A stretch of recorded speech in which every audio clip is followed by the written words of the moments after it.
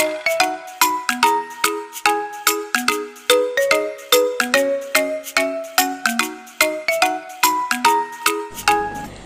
semuanya, Assalamualaikum warahmatullahi wabarakatuh. Selamat pagi. Hari ini Bu Ara akan menjelaskan materi tentang hidup rukun di masyarakat. Nah, sebelumnya Bu Ara dan Ibu Guru lain sudah menjelaskan tentang hidup rukun di rumah, hidup rukun di sekolah, dan tempat bermain. Sekarang kita akan membahas tentang hidup rukun di masyarakat. Kenapa kita harus bahas itu ya? Apakah hidup rukun di masyarakat itu penting? Penting sekali karena kita hidup di dalam masyarakat. Karena penting, makanya kita akan bahas hari ini sampai semuanya paham, oke?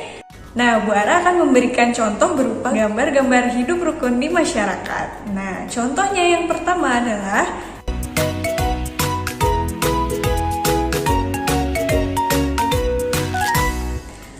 contoh yang pertama adalah kerja bakti.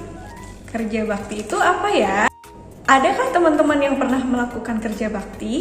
Atau ada yang belum pernah mendengar apa itu kerja bakti? Nah, kerja bakti itu adalah usaha yang kita lakukan bersama-sama dengan masyarakat demi lingkungan yang bersih dan nyaman.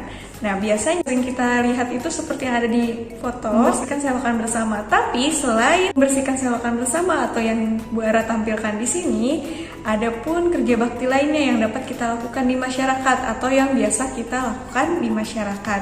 Contohnya adalah membersihkan lapangan di sekitar rumah bersama-sama, mencabut rumput di sekitar jalanan rumah, atau membersihkan jalanan komplek. Karena apa? Karena apa itu kita lakukan kerja bakti di tempat-tempat itu? Karena tempat-tempat itu merupakan fasilitas yang kita gunakan bersama dengan masyarakat atau tetangga-tetangga kita. Bagi teman-teman yang belum pernah melakukan kerja bakti, apakah kalian tahu lingkungan kalian yang nyaman dan bersih sekarang itu adalah hasil kerja bakti?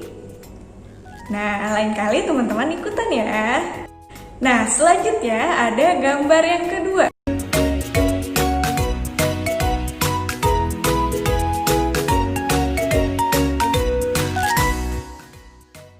Gambar contoh perilaku hidup rukun di masyarakat yang kedua adalah memperbaiki atau merenovasi masjid ataupun tempat ibadah lainnya. Karena apa? Karena masjid dan tempat ibadah lainnya digunakan secara umum atau bersama-sama dengan masyarakat lainnya, yang kalau misalkan dia rusak, maka teman-teman atau masyarakat lainnya tidak dapat menggunakannya, bukan? Nah, sudah menjadi kewajiban kita sebagai pengguna fasilitas masjid tersebut atau tempat ibadah tersebut, kita harus memperbaiki apabila ada yang rusak, dan memperbaikinya pun bersama-sama karena kita menggunakannya bersama-sama. Sip. Nah, selanjutnya ada gambar yang ketiga.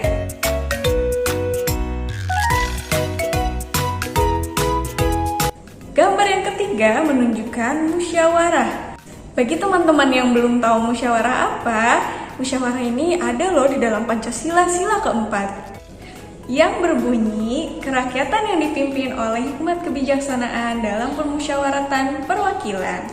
Artinya, musyawarah dilakukan untuk menyelesaikan masalah-masalah yang perlu diatasi bersama, misalkan masalah-masalah yang ada di masyarakat. Misalnya, mau memecahkan masalah yang tadi Bu Ara sebutkan pertama, kerja bakti. Misalkan masalahnya adalah selokannya tersumbat. Sebelum kita menemukan solusi melalui kerja bakti, biasanya kita harus musyawarah dulu dengan tetangga-tetangga atau masyarakat sekitar. Apa ya yang harus kita lakukan untuk menanggulangi banjir atau selokan tersumbat tersebut? Jadi musyawarah itu penting teman-teman untuk mendapatkan keputusan bersama ya.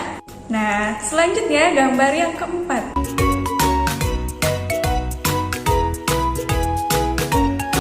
Yaitu saling menghargai meskipun berbeda agama atau menghargai perbedaan agama.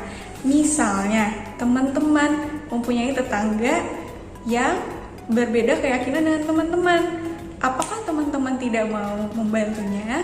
Atau apakah teman-teman tidak mau menegur sapanya hanya karena dia berbeda agama?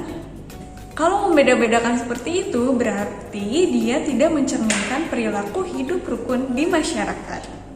Nah, gambar yang terakhir adalah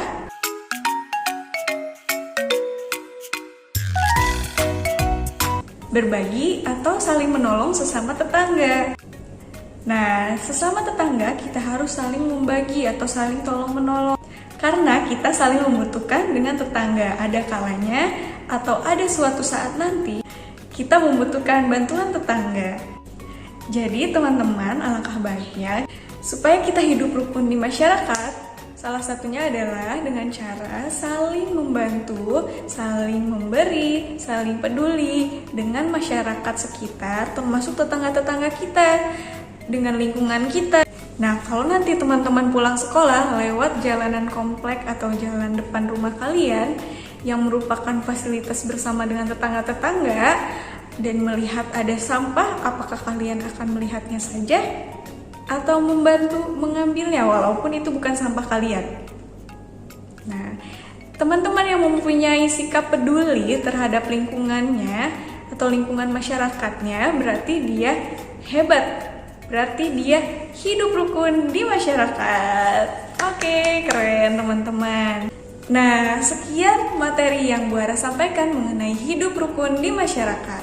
Harapannya setelah Bu Ara sampaikan ini, teman-teman bisa hidup rukun di masyarakat dengan baik, damai, dan tentram. Supaya apa? Supaya kalau teman-teman butuh bantuan atau teman-teman merasa tidak nyaman di lingkungan masyarakat teman-teman mempunyai masyarakat atau tetangga yang baik hati, yang siap mendengar pendapat teman-teman untuk musyawarah dan membuat lingkungan masyarakat kita lebih baik.